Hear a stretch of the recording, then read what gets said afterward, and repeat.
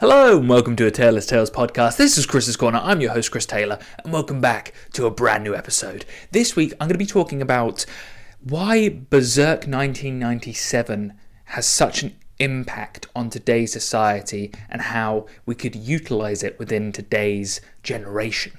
And what do I mean by that? Well, for those who aren't aware of the show, I just recently watched it. It is a masterpiece from what I have seen. I am a big fan of the 90s vibe.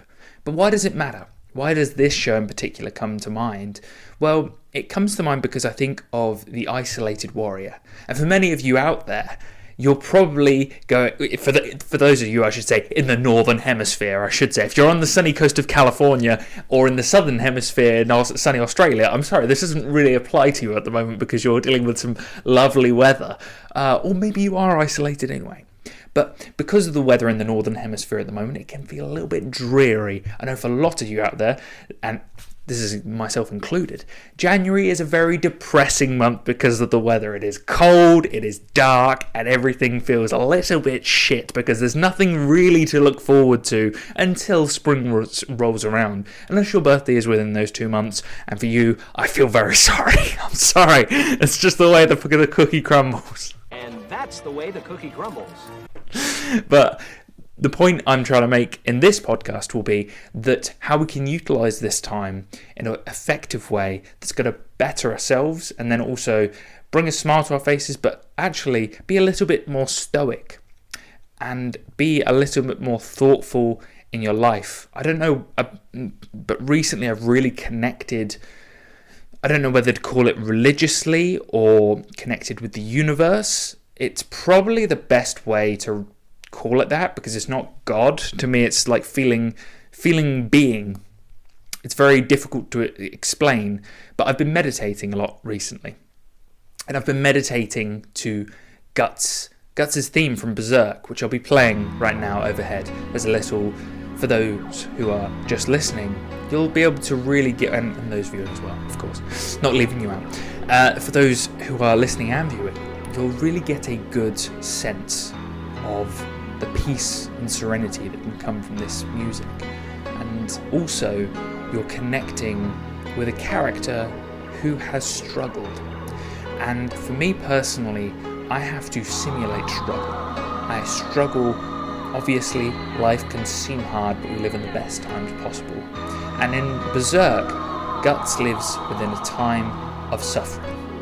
And for him as a character, he goes through this suffering. At the beginning, he is outraged, he is angry purely because of the world he's been born into and the way he's been raised as just a warrior, as somebody who swings his sword for no purpose. And he swings it purely for the cry of battle and for the fury and the rage and the anger and everything he does to become a better swordsman and to just, not even to earn the coin, just to be able to shed blood.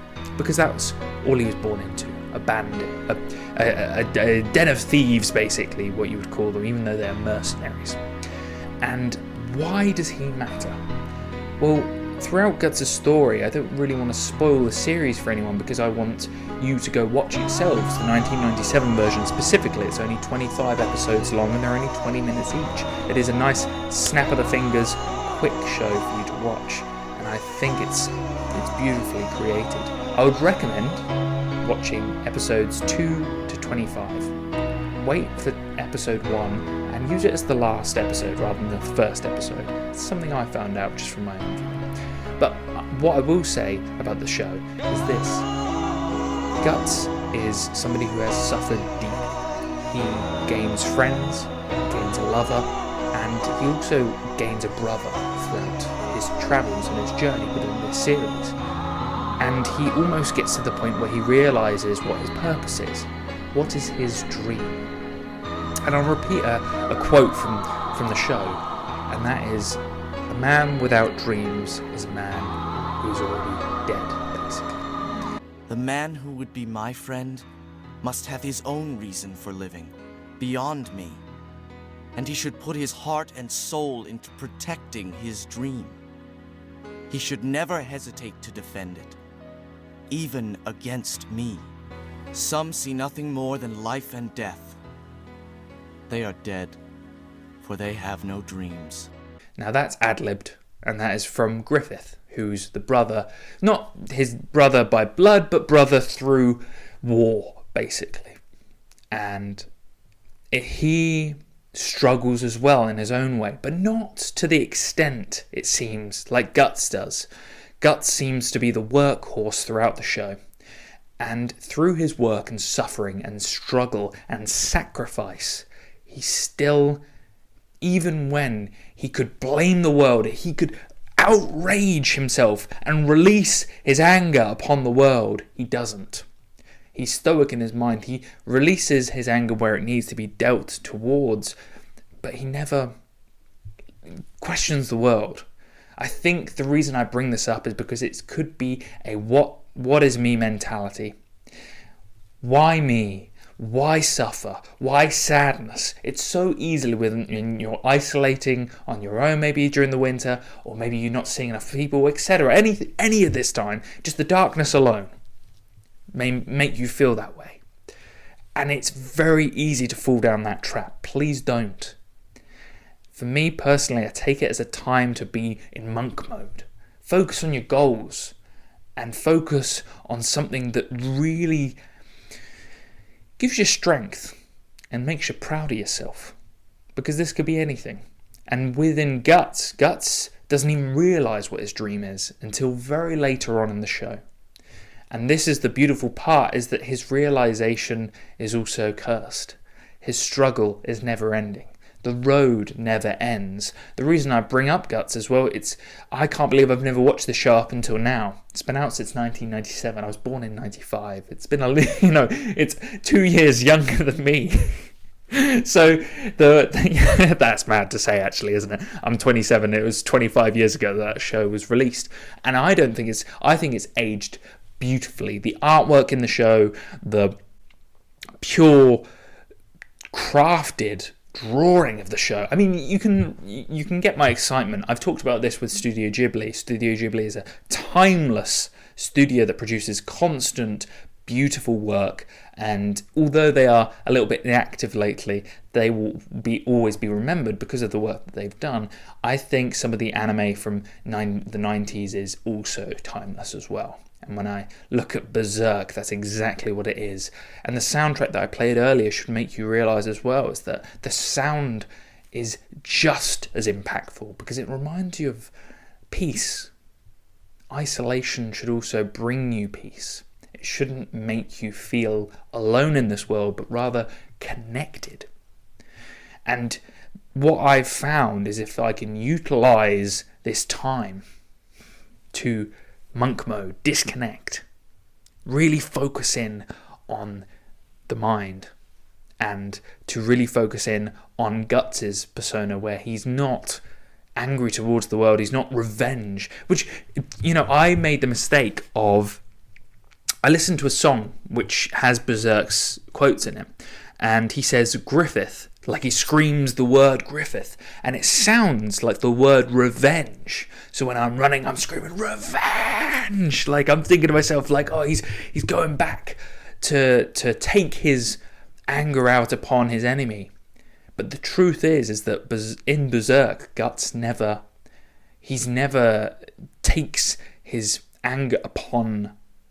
He doesn't feel that way, and it's this beautiful man who tries to work his way into the world, tries to do the right thing, and believes he has to be his own man, be his equal to his brother, rather than betray himself. Because we can all feel that if someone's doing better than us, we can always feel that we should be going to them, maybe going to saying that, oh, they're doing so well, there's so many things that I could be doing to be better. And not doing them and saying, oh, it's huge, it's a massive road ahead, instead of looking at it in a positive way and thinking to yourself that you could be the person you want to be by following that road. And maybe your path isn't the same. I know for a fact that my road has been a topsy-turvy roller coaster ride that I wouldn't change for the world, because it's always going to be that way for me, because that's how my mind works. It's like one thing to another. As you can tell with the podcast, my subject matter just goes all over the place, and I would never change that for the world, because it's my enjoyment. My mind, my path is this way. It's a never-ending road of interest and subjects and analysis and love for not the details but the overall big picture. Because at the end of the day, we can all nitpick everything in life, but the truth is that we don't want to. We're all just seeking that connection. And this connection, I think, is shown within Berserk with this beautiful music, the artwork. And I think the only other character that comes to mind when it comes to guts is that of a samurai. And I think of The Last Samurai, the movie The Last Samurai, a similar soundtrack that will also play over now as a little snippet. The soundtrack as well brings to mind, again, peaceful isolation within the nature of the world, and something that I did without really thinking. I've done it a couple of times where I've retreated into Wiltshire, Dorset and the countryside of England and just trained, worked and just focused on this area. And I've realised that actually I'm generating a part of the very DNA of a human being, the very foundations of who we are, and that is the warrior. The idea of this monk mode, this inner wisdom, this inner DNA to focus inward and bring massive results because you just focus on this one goal of bettering yourself. You know, I've talked all the time about reading, writing, all of these things, and I didn't realise that actually it's this stoic mindset that I've automatically been doing without really realising it. And I've read so many different books about mindset and bettering yourself and being a better person. They never really get into the connection, and no one ever talks about anger either. Your anger towards the world. Because you can become very, very resentful. I think Jordan Peterson's talked about it a few times, where he talks about it in quite an extreme way though. He said about the guys who shoot up schools, and I think that's a little bit extreme. I'm talking about anger on a level where it's very common. You'll hear it on what did I hear the other day? I was on a bus ride to Reading from Newbury, and I heard on the bus, oh, those bloody train drivers, they don't deserve a pay rise. They are, just this hate, not even hate, but just spew of negativity coming out of this gentleman. And it's sad to see that, because that means that person really has nothing better to say than just negativity into the world. We should be bringing my overall goal of this podcast was always and will always be joy, will always be positivity, will always be optimism.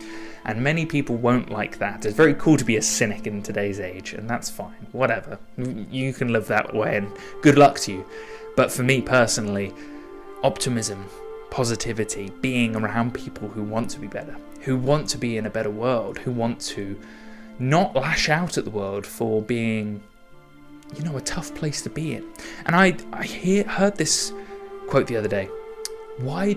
If you're a Christian, if you're a Muslim, so let's say Allah or God, or I'm trying to think of another religion with a deity. Well, whatever deity it is, let's say the deity creates evil. Why does evil exist in this world? And you may say to yourself, evil exists, and oh God, I can't deal with it. Oh no, it's all over. Life's so damn hard, I can't deal with it. Evil, and I believe this, I think this is a personal thing rather than something that's factual or evidence-based. I think evil and struggle and barriers and anything that's going to get in your way is like a scratch or a stab to the hand where it calluses over, and the callus becomes stronger. The callus goes over the skin and it makes your hand stronger. And when you hit that negativity and you come out, I say to my friends, if I'm running, I go into the abyss and I come out smiling. And to me, that's the thing. If you can enter that and you come out stronger, that's the true power. And it's easy for me to say all this stuff because I've been there, done that, got the t-shirt, and I go in and simulate this evil that doesn't really exist for me. Because adversity to me is self-stimulated. I haven't really had to deal with adversity in the terms of what a lot of people have to deal with. But why do I think it exists in the first place? Because it makes us better. It makes us all better. We all become better people because we become stronger. And this is what I'm talking about with Guts. Guts comes in here, where he gets stronger every time he takes on a stronger warrior. For instance, he fights against like a demon, like a physical demon. Like it's 10 feet tall. It's basically a minotaur that he fights against. It's almost like they've put in Theseus and the Minotaur as a nice little mythological reference point, because he fights against him. And he doesn't kill the Minotaur in this case. He actually gets away with his life because he's so powerful. And I love this because it's then later referenced in the show that he fights another great, massive mountain of a man. And he's not scared because he's already fought a Minotaur. What's a man to him if he's fought a Minotaur? And this is the idea, is like, if you can take something so terrifying, so impactful upon you, and you can get through it, what's the rest of life to you? If I can run a marathon, what's a half marathon to me? If I can run a 30 miler, what's a marathon to me, etc. It goes on and on and on. If I can do 225 weights, what's 135 pounds weights? It always becomes more and more and more, and the road is never ending. And I love that. I don't know about you. For me, you can allow yourself to fall down that dark road and say, why is life like this? Why is YouTube comment section so negative? Why is it's social media so negative? Why is this blah blah blah blah, trolls blah blah blah blah? You could say all that. I don't think so.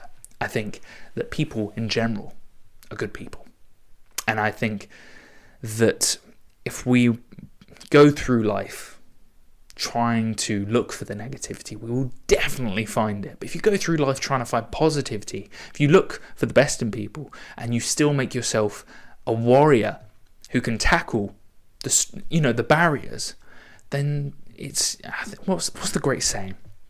It's better to be a warrior in a garden than a gardener in a war.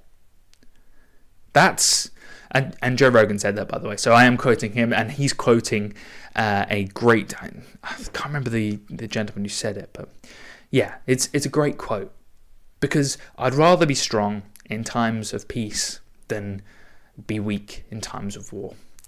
And even though we live in these times, it's better to go through struggle, to be in isolation, to be in these darkness. I think the thing about the UK that's appealing to me is that the UK has quite extremes in terms of weather.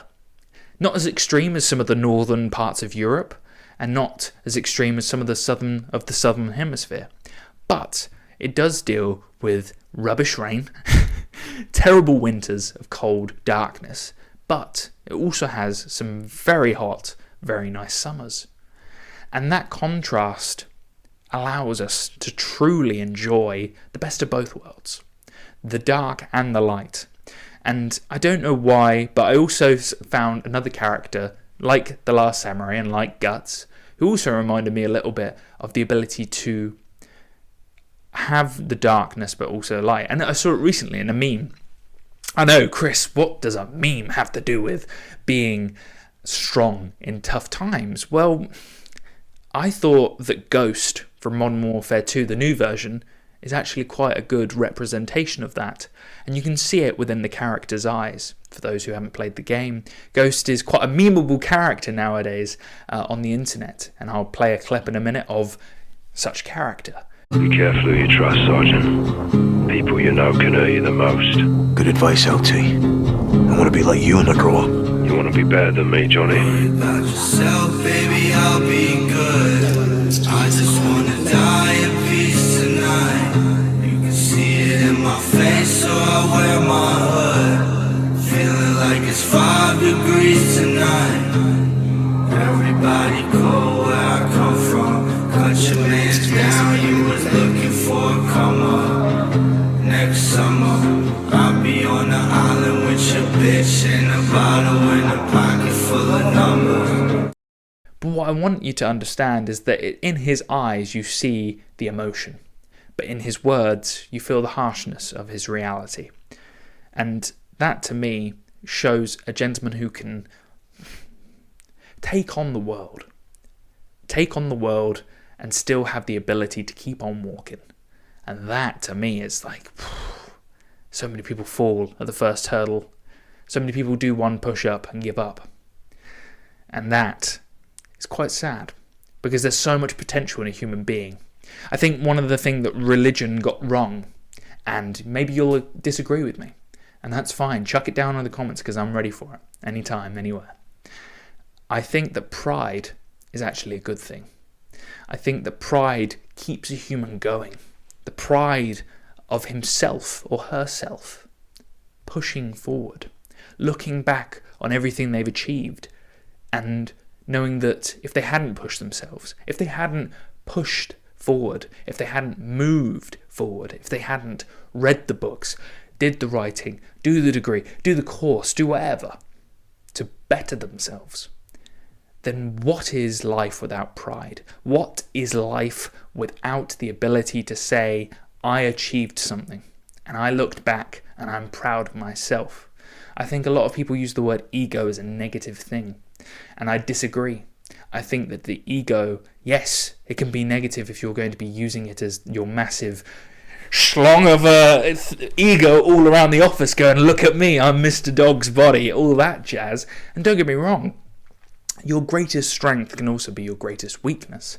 If you make other people feel weak around you because you throw around your pride like, look at me, everybody, I'm so successful, it's going to make a lot of people resent you. And I'm telling you this because I've also, it's my weakness, is that sometimes I can come off as a know-it-all. And I'm very aware of this than you are. I work on it. I'm also somebody who's very humbled to that, because I love being around my family, because they also let me know when I'm doing stuff wrong. And that's also why I surround myself with some of my friends who are also very happy to tell me some harsh realities. And that's a nice thing. That's nice to me. But I also think that some people don't have the strength to keep on saying to themselves, look what I've achieved. Look what I've done. Not everyone has that for some reason, because so many people are so brilliant. And I'm not going to name names, but I can think of a few of my friends who should be more proud of themselves than they actually are. And that, yes, you can get into a rut, but you got to dig yourself bloody out of that. And if you look at Guts, if I play a few scenes of him smashing through the enemy lines, destroying the enemy, destroying forward, or playing a clip of us charging into the horde of Orc into Minas Tirith to clear it out.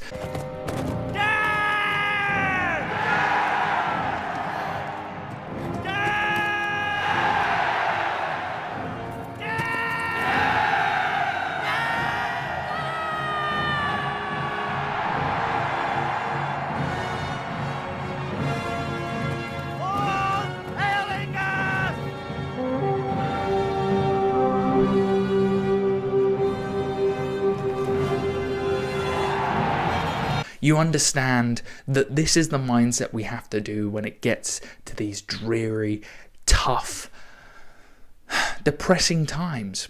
And that can sometimes really hit. I can tell as well with where we're going. More people spend more time on social media because they're escaping from the world. It makes me sad actually that like films, movies, there's less being produced nowadays because they're just trying to make money. But for me, the one great escapism was going to the cinema. For me, going into a story, seeing a hero make the journey to becoming a better person was always something that I truly enjoyed seeing. But it feels like there's less of a concern with the actual integrity of the character. It's why I'm bringing up Berserk so much, because the characters are so well written. They've got characters like Casca, who's the female leader of the Band of the Hawk, who comes off very negatively at the beginning of the series, but at the end we all love her. We all see her strengths.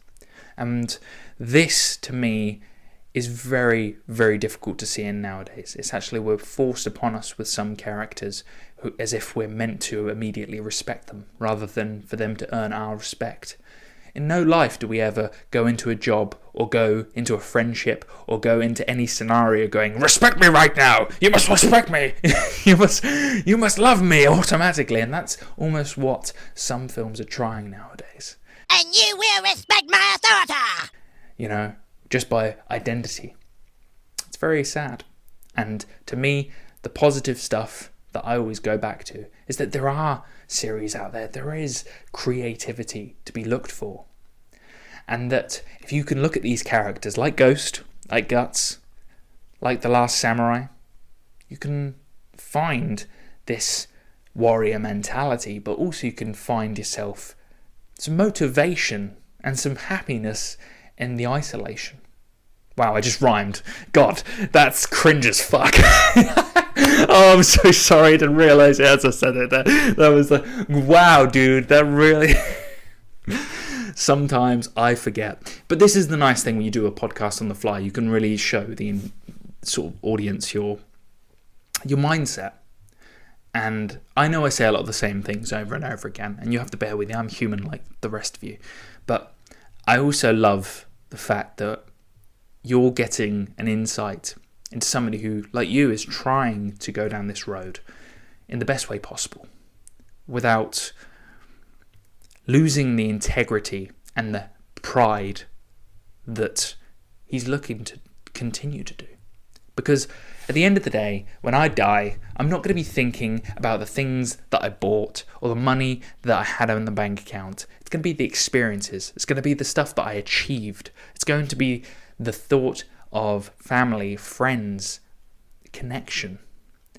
No point am I going to be thinking, damn, I should have been, coding more. I should have been working more. I should have been this, that, and the other. Like, no way. Like, and there's no point you're going to be thinking to yourself, I wish I'd been more depressed. I wish I'd been really hard on myself. God, I should have taken those drugs. I should have, drank that alcohol. I shouldn't have done this. I shouldn't have done that. No point, are you going to be thinking to yourself, really, really good to be depressed right now. Really positive about that. Oh dear. Not that I'm being, I'm being a bit harsh. I understand that I'm being a little bit sort of shallow on that sort of thing. My point is that if you think, I don't want to dampen somebody by saying, if you think your life is hard, look at this person. But what I'm trying to say is that if you can look into the abyss and come out smiling, then you have achieved a greatness that you will forever be strong, because you will see, like I said, adversity as something that you've tackled before.